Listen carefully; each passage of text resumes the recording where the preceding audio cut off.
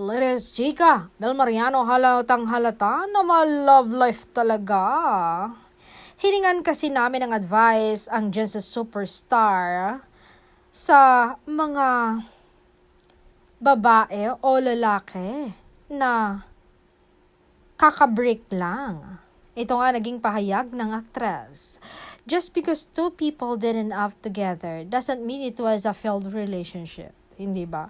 We can also choose to see it in a way that, wow, I get privilege of knowing and loving and learning from this person, even it was just for a short time. And sana, kami ni Donnie ay hindi naman magkahiwalay, hindi ba? But kasi naman, break. Broken hearted ang pinag-uusapan natin.